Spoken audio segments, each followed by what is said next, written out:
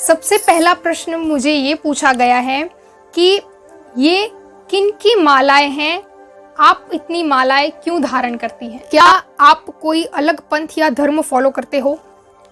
तो आगे का प्रश्न, इन मालाओं को अशुद्धि में उतारते हो या नहीं?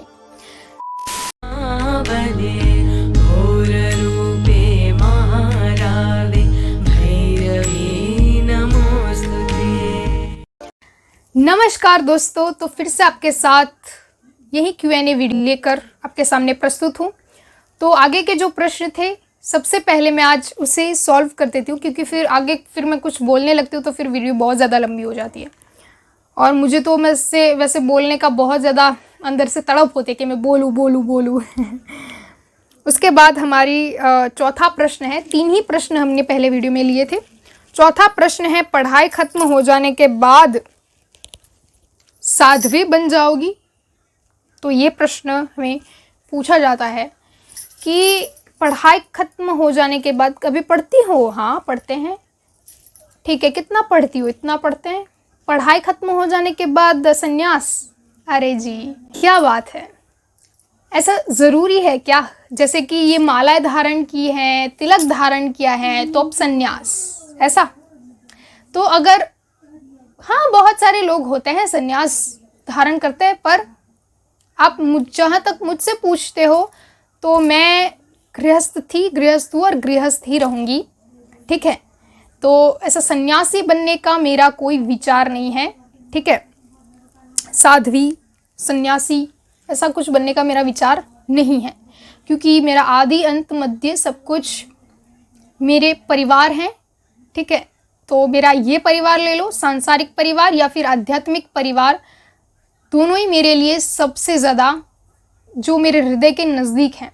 ठीक है, तो मैं उनको कभी नहीं छोड़ सकती।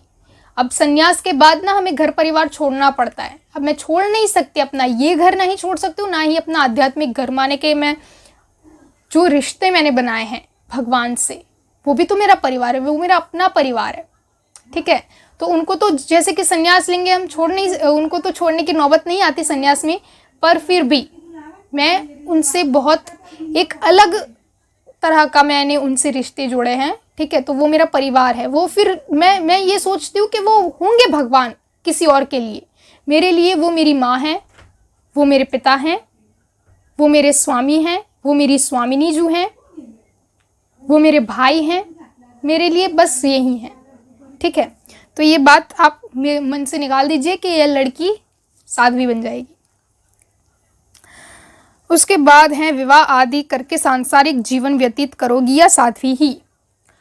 तो विवाह तो खैर अब क्या है, बंधन, उसका मैंने कुछ इतना सोचा नहीं है, और सोचने का नहीं टाइम मिलता है, वीडियो बनाने का टाइम नहीं मिलता, तो इतनी बातें सोचने का टाइम कहाँ मिलता है ना। और यहाँ तक कि सांसारिक जीवन का है बात कि आगे जाकर किस पे डिपेंडेंट होंगी मैं।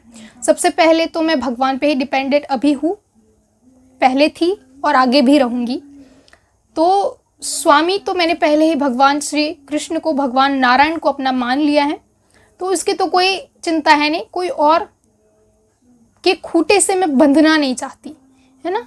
मैं भगवान नारायण के खूटे से बंध गई हूँ, मैं उनकी गाय हूँ। अब किसी सांसारिक व्यक्ति या फिर किसी भी जीव के खूटे से बंधने की मुझे कोई इच्छा नहीं है। तो यही है इसका उत्तर। अब मैं क्या कहूँ इसके बारे में और। ठीक है, तो बस यही है। जैसे कि माँ काली जो हैं वो मेरी माँ हैं, और माँ काली का ही एक स्वरूप है भगवान कृष्ण। ठीक है, तो माँ की बात करें तो मेरी काली हैं, और जो स्वामी की बात करें तो वहाँ पे भगवान कृष्ण है। कृष्ण और काली एक ही हैं। अगर इनमें कोई अंतर देखता है तो उनकी नेत्रों की जो मोतियाबिंद का कोई हो सकता है शायद। अगर उनको किसी को ये दोनों अलग लगते हो तो आप कृपया जाके किसी नेत्रों के अच्छे से अस्पताल में चेकअप करवा लें, क्योंकि आपको कृष्ण और काली में भेद दिखता है। ठीक है, तो उसके बाद आता है, तुम स्त्री होकर रुद्राक्ष धारण करती हो और भगवान शिव को स्पर्श करती हो? जी हाँ, मैंने पहले ही बताया, क्योंकि भगवान शिव मेरे पिता हैं। ठीक है, और उनको मैं अपने पिता की तरह मानती हूँ। तो कोई भी पुत्री होती है वो सबसे अपनी माता से भी ज़्यादा वो अपने पिता के पास रहती है। आपको नोटिस आपने ये किया ही होगा। तो मैं भी बिल्कुल वैसी हूँ। मैं काली माँ से जब से जुड़ी हूँ, भगवान शिव से तब से ही जुड़ी हूँ। पर बीच में क्या हुआ था, कोई ऐसी मेरे जीवन में ऐसा एक पड़ाव आ गया था कि मैं माँ काली से बिछड़ गई थी। पर उस टाइम भी मुझे भगवान शिव ने संभाला था, मेरे पिता ने संभाला था मुझे। तो मैं उनको कभी नहीं छोड़ सकती, ठीक है। और मैं उनका जो हमारे घर पे भगवान शिव का एक बहुत सुंदर सा शिवलिंग है, मैं उनको स्नान करवाती हूँ, उनको सुंदर सुंदर श्रृंगार करती हूँ। और उनको मतलब कई बार तो ऐसा होता है कि मैं उनको ऐसे गले से लगाकर रो पड़ती हूँ, क्योंकि वो मेरे पिता हैं, ठीक है। और मुझे कई बार ऐसा फील होता है, ऐसे अंदर से होता है कि मैं क्या करूँ कि मैं अपने पिता के पास जाऊँ, मेरे पिता मुझसे मिले। यहाँ पे पास ही में हमारे सोमनाथ मंदिर है, हम जाते हैं, मुझे बहुत प्रसन्नता होती है, ऐसा ही मन करता है कि मैं यहाँ ही रुक जाऊँ। तो इसीलिए मैं उनको करती हूँ। और ऐसा बहुत सारे लोगों के मन में ये भ्रांति है कि जो अविवाहित स्त्रियां हैं या फिर विवाहित स्त्रियां हैं, उनको भगवान शिव की पूजा नहीं करनी चाहिए, उनको रुद्राक्ष धारण नहीं करनी चाहिए, उनको जो है वो भगवान शिव का स्पर्श नहीं करना चाहिए, शिवलिंग का स्पर्श नहीं करना चाहिए। और जो विधवा स्त्रियां हैं वो ये कर सकती हैं, ऐसा बहुत सारे लोग मानते हैं। तो ये बहुत ही ज़्यादा गलत धारणा है, क्योंकि जो देवी पार्वती थी, माँ पार्वती जो थी, उनका जब विवाह नहीं हुआ था, देवी सती थी, उनका जब विवाह नहीं हुआ था, तो उन्होंने क्या किया था, उन्होंने शिवलिंग बनाकर सबसे पहले उन्होंने ही भगवान शिव की पूजा की थी। तो आप ये ऐसा कैसे कह सकते हैं कि कोई भी स्त्री, देखिए पहली बात तो ये कि भगवान कभी किसी के शरीर को नहीं देखते। आप शुद्धि अशुद्धि, स्त्री पुरुष, ये जो आप बातें करते हो ना, ये मेरे तो दिमाग में ही नहीं उतरता। पता है, ये भगवान के लिए नहीं होता, स्त्री पुरुष है ना, अशुद्धि शुद्धि, ये सब भगवान के लिए नहीं होता, ये सिर्फ मनुष्य के लिए होता है, ठीक है। इसीलिए भगवान को इससे कोई फर्क नहीं पड़ता कि कोई स्त्री उनकी उपासना करे, कोई पुरुष उनकी उपासना करे, उनको सिर्फ आप किस भाव से उनकी पूजा करते हो, ठीक है। अगर कोई पुरुष है, अब वो भगवान शिव की जो है वो उनका जो अपमान करता है, तो भगवान शिव उससे क्रोधित होंगे। पर अगर कोई स्त्री उनकी प्रेम से पूजा करती है, तो वो उस स्त्री पे प्रसन्न होंगे, ठीक है। तो वो भाव देखते हैं, ना कि स्त्री और पुरुष। ये लिंग भेद तो इंसानों ने खोजा है, इंसानों के मन की जो बुद्धि का जो एकदम गंदा वाला जो एकदम पार्ट है ना, बहुत बुरी सोच वाले लोग, वो ये बोलते हैं कि स्त्रियों को ये नहीं करना चाहिए, पुरुषों को ये करना चाहिए। देखिए, आप कोई नहीं होते हो किसी भी स्त्री को रोकने के लिए कि स्त्रियों को, भगवान को ऐसा नहीं करना चाहिए, ऐसा नहीं करना चाहिए, ठीक है। क्योंकि जितनी स्त्रियां भगवान की हैं, पुरुष उतने ही हैं, और पुरुष जितने हैं स्त्रियां भी उतनी ही हैं, ठीक है। अब स्त्री पुरुष का तो आप कोई भी मत ही कहिए मुझे, ठीक है, कि ये ऐसा करना चाहिए, तुम्हें ऐसा नहीं करना चाहिए। तो ये तो मैं बहुत ज़्यादा गलत मानती हूँ। जितनी कोई पुरुष भगवान की पूजा कर सकता है, जितना कोई पुरुष भगवान के पास जा सकता है, स्त्रियां भी उतने ही पास वही सेवा कर सकती है। ये बहुत शॉर्ट में आपको बता रही हूँ मैं। उसके बाद आता है, माँ काली की भक्ति करती हो तब तो बड़े कठिन नियम फॉलो करती होंगी। बहुत सारे लोग मुझसे पूछते हैं कि आप किन की पूजा करती हो। मैं कहती हूँ कि मैं माँ काली की बेटी हूँ, माँ काली की ही पूजा करती हूँ। तो कहते हैं अच्छा माँ काली की पूजा करती हो, तब तो बड़े कठिन नियम होंगे तुम्हारे। तो देखिए, कठिन नियम तो ऐसा कुछ भी नहीं है, ठीक है, क्योंकि मैं नियम फॉलो नहीं करती, मैं भाव फॉलो करती हूँ। मेरे अंदर देखिए, आपको भगवान को प्राप्त करना है तो दो मार्ग है, एक तो नियमों वाला और एक भाव वाला। या तो आपको सारे नियम आने चाहिए, सारे नियम आप फॉलो करने होते चाहिए, ठीक है, भाव भले ही मन में ना हो, नियम सारे होने चाहिए। और एक होता है नियम आपको एक भी नहीं है, भक्ति में एक भी नियम नहीं होता है, प्रेम में एक भी नियम नहीं होता है, ठीक है। उसमें सिर्फ भाव होता है, उसमें सिर्फ ये होता है कि आप दिल से जो चाहते हैं ना वो करो, वही होता है उसमें। और मैं वही करती हूँ जो मुझे दिल से लगता है। मुझे दिल से होता है कि आज मुझे माँ की इतनी मालाएं करनी है तो मैं करती हूँ, कभी मुझे दिल से होता है कि नहीं आज माला नहीं करना, आज कवच करना है, तो कवच करती हूँ। और मेरी माँ उन दोनों में ही प्रसन्न है। मेरी माँ कई बार मन करता है कि आज मेरी माँ की कोई मुझे स्तुति नहीं करनी, कोई मंत्र नहीं करने, कुछ भी नहीं करना, आज मुझे सिर्फ माँ के साथ बातें करनी है, तो मैं वो करती हूँ।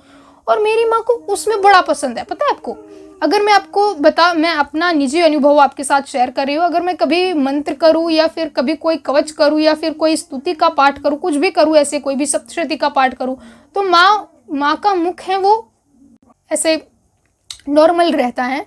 पर अगर मैं कभी माँ से बातें करने लगूँ, मैं कहती हूँ माँ आज तो मैं आपकी कोई स्तुति नहीं कहूँगी, आज मैं आपका कोई कवच नहीं पढ़ूंगी, आज मैं आपके कोई मंत्र नहीं करूँगी, आज मैं सिर्फ अपनी माँ से बातें करूँगी, तो उस दिन ना मुझे माँ के मुख पे एक अलग ही चमक दिखती है। ये मेरा निजी अनुभव है, ये मैं आपके साथ शेयर कर रही हूँ, आप मेरे परिवार हो इसीलिए। तो ये बात आप भी कभी ट्राई करके देखना। आप किसी भी अपने जो इष्ट हैं, आपके प्रिय हैं, उनके साथ ये करके देखना। आप कहना कि आज मुझे कुछ नहीं करना, आज सिर्फ मुझे तुमसे बातें करनी है, जी भर के बातें करनी है। उस दिन आपके इष्ट जो है वो बड़े प्रसन्न होंगे। तो ये बात है कि कोई नियम इसमें होता नहीं है, प्रेम में कोई नियम नहीं होता।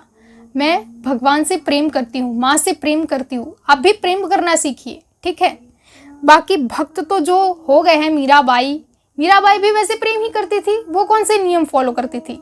वो भी कोई नियम फॉलो नहीं करती थी, वो भी बस रात दिन भगवान का नाम लेती थी, बस यही, और उसके अलावा और कुछ भी नहीं, ठीक है। तो जितने भी वैसे भक्त हुए वो सारे प्रेमी भक्त ही बहुत ज्यादा अच्छी ऊंचाइयों तक पहुंचे हैं, वरना ज्ञानी तो उद्धव जी भी थे, आज ब्रज की लता पता में सिमटे हैं। उनको ये अनुभव हुआ कि वो भगवान को प्राप्त करे या फिर मोक्ष प्राप्त करे, उससे अच्छा ब्रज की लता पता बन जाए, कि जो ब्रज के जो भक्त जन है वो चले तो वो उनके पद की रज उनके मस्तक पर आए, ये होता है, ठीक है। बहुत सारे लोग कहते हैं कि यार हमें तो मोक्ष चाहिए, मोक्ष ही लेना चाहिए, मोक्ष ही उचित है। मोक्ष उचित नहीं है, जीवन उचित है। हमारे गुजराती में एक कहावत है, ऐसा मतलब नरसिंह मेहता जी जो थे वो कहते थे कि हरि ना जन तो मुक्ति न मांगे, मांगे जन्मों जन्म अवतार। माने उसका मतलब होता है कि हरि के भक्त होते हैं वो कभी मुक्ति नहीं मांगते, वो मांगते कि हमें जन्मों जन्म तक अवतार ही अवतार मिले, मतलब पृथ्वी पे ही आए। और वो पृथ्वी पे आके क्या मांगते हैं पता है? पृथ्वी पे ही आए, जो है मृत्यु लोक पे आए, यही इंसान शरीर धारण करके और आपकी सेवा करे, बस इसके अलावा और कुछ नहीं चाहिए। क्योंकि जो इनमें आनंद है ना, आप इमेजिन नहीं कर सकते, लिटरली इसमें बहुत ज्यादा आनंद आता है। तो अब हम आगे बढ़ते हैं।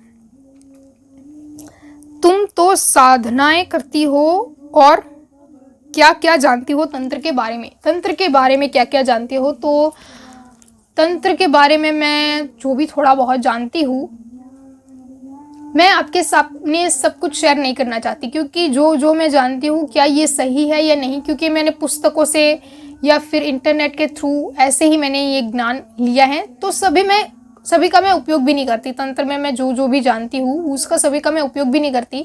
मैं सिर्फ माँ को रिझाने के लिए छोटी मोटी सी साधना करती हूँ, माँ के मंत्रों का थोड़ा सा अनुष्ठान कर लेती हूँ, बस इसे मैं साधना कहती हूँ, ठीक है। तो बस मैं यही करती हूँ छोटा मोटा, और मैं कुछ जो तंत्र की बहुत बड़ी बड़ी साधनाएं होती हैं वो सब मैं नहीं करती, क्योंकि वो गुरु के बिना नहीं करनी चाहिए, ठीक है।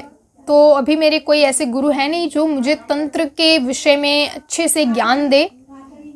तो जब भी मुझे मिलेंगे तब मैं सोचूंगी, करूंगी तो नहीं, सोचूंगी सिर्फ, क्योंकि मुझे काली के अतिरिक्त और कुछ नहीं चाहिए। तो मैं मेरी माँ को प्रसन्न करूंगी, बस माँ को ही प्रसन्न करूंगी। तंत्र के द्वारा, भक्ति के द्वारा, प्रेम के द्वारा, हर तरफ से मैं माँ को प्रसन्न करने की कोशिश करती हूँ, ठीक है। उसके बाद आता है प्रश्न, आपके गुरुजी कौन है और गुरु मंत्र क्या है?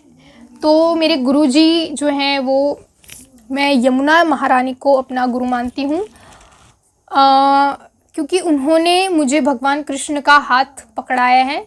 क्योंकि मैं पहले भगवान श्री कृष्ण को इतना नहीं मानती थी, मुझे पसंद ही नहीं थे भगवान श्री कृष्ण, और वो मुझे पसंद नहीं थे और मैं उनके बारे में कभी सोचती भी नहीं थी, उनका नाम भी कभी नहीं लेती थी। फिर मेरी बहन जो थी वो यमुनाष्टक का पाठ करती थी रोज़ाना।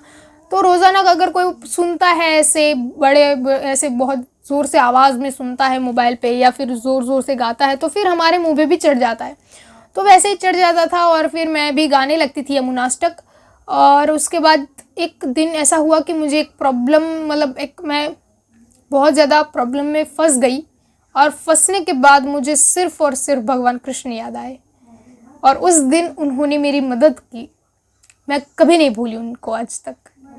तो श्री महारानी जी ने, मेरी गुरु माँ जी ने मुझे उनका हाथ थमाया और उन्होंने मेरा हाथ थामा, ये बहुत बड़ी बात है। तो बस ऐसे ही वो मेरे गुरु माँ हैं, मैं उनको गुरु मानती हूँ, क्योंकि जो भगवान से हमें जोड़ता है वही हमारा गुरु होता है ना। तो मैं उनको अपनी गुरु मानती हूँ। और गुरु मंत्र तो मेरा है ओम नमो भगवते वासुदेवाय, क्योंकि यही मंत्र मैं सबसे ज़्यादा पढ़ती हूँ। और जब से मैं भगवान श्री कृष्ण से जुड़ी हूँ, भगवान नारायण से सबसे पहले जुड़ी थी, भगवान विष्णु से जुड़ी थी, तो उनका मंत्र यही है। हरे कृष्ण हरे रामा जो महामंत्र है वो तो भगवान श्री कृष्ण का है। तो कृष्ण भगवान तो फिर भी कृष्ण भगवान है, और मतलब कृष्ण भगवान और विष्णु में कोई अंतर नहीं है, वो एक ही है। पर फिर भी मुझे उनके जो वो भगवान नारायण का जो स्वरूप है, वो चतुर्भुज शंख चक्र, वो बहुत ज़्यादा अट्रैक्ट करता है मुझे। तो बस हाँ। और आप वैष्णव हो, शाक्त हो या शैव हो, तो देखिए मैं शैव और शाक्त हूँ। मैं वैसे अगर मैं कहूँ तो मैं शाक्त ही हूँ, मतलब माता रानी की ही उपासक हूँ। पर जो माता रानी का उपासक होता है उसे सभी, फिर जो सरस्वती का उपासक होता है ना, उसे फिर सभी बुद्धि आ जाती है कि कौन क्या है, ठीक है। फिर उसको ना ब्रह्म में कोई अंतर नहीं दिखता, फिर उनको सभी भगवानों में कोई अंतर नहीं दिखता। इसलिए मैं भगवान शिव को भी पूजती हूँ। मैंने आपको पहले भी कहा कि भगवान शिव हैं, वो मेरे पिता हैं। महाकाल हैं जो मेरे पिता हैं। फिर उसके बाद काल भैरव है, वो मेरे भाई हैं। और महाकाली हैं, वो मेरी माँ हैं। और फिर भगवान नारायण हैं, वो मेरे स्वामी हैं। और महारानी महालक्ष्मी जी जो हैं, वो मेरी स्वामिनी जो हैं। तो ये हैं। अब मैं खुद नहीं जानती कि मैं क्या हूँ अब ठीक है, क्योंकि मैं जन्म से तो वैसे शाक्त हूँ। अब उन्होंने मेरा हाथ भगवान नारायण को पकड़ा दिया, अब क्या करे, तो मैं खुद नहीं जानती, मैं खुद ही कंफ्यूज्ड हूँ। जब भी मुझे जिनकी उपासना करने का मन करे मैं उनकी करती हूँ। वैसे मेरे हृदय में तो काली ही बसती है, मेरे मन में भी काली बसती है। तो बस हाँ, मैं शाक्त हूँ। उसके बाद मुझे यूट्यूब की तरफ से एक प्रश्न, यूट्यूब के माध्यम से मुझे एक भैया जी हैं, उन्होंने प्रश्न पूछा था। वो ऐसे मेरे वीडियो के नीचे प्रश्न कमेंट में पूछते हैं कि आप कौन सी मुद्रा में साधनाएं करती हो और आपका पूजा रूटीन क्या है। तो मैं आपको बता दूं कि मैं कोई मुद्रा में साधना नहीं करती हूँ। ऐसे कोई साधना में कोई मुद्रा का उपयोग करने की ज़रूरत नहीं है। कोई किसी मुद्रा में ऐसा कुछ नहीं होता। आप नॉर्मली ऐसे माला में मंत्र करते हैं, तो माला पकड़ के ऐसे नॉर्मली जो है ऐसे ऐसे घुमाते हैं, तो बस यही होता है। और ये वाला हाथ तो ऐसे आप रखो, ऐसे नॉर्मली ऐसे आप रखो, या फिर ऐसे आप रखो। मैं ऐसे रखती हूँ ज़्यादातर, ऐसे बीच में ऐसे, ठीक है। तो आप वो भी कर सकते हो, या फिर आप ऐसे यहाँ पे ऐसे हाथ नॉर्मली रख सकते हो। ऐसा उसमें कोई मुद्रा वुद्रा होती नहीं है। उसके बाद कहा कि आपका पूजा रूटीन क्या है। अब वो पूजा रूटीन तो आपके इष्ट, मेरा पूजा रूटीन जानकर आपको कोई फ़ायदा नहीं होने वाला, क्योंकि मेरे इष्ट अलग हो सकते हैं, आपके इष्ट अलग हो सकते हैं, तो ठीक है। और आपके जो इष्ट हैं उनको आपको जो करने का, मैंने आपको अभी कहा कि आपको उनके साथ जैसा व्यवहार करने का मन करे आप कीजिए। जैसे कि आपको उनसे बातें करनी है, आप बातें कीजिए उनसे।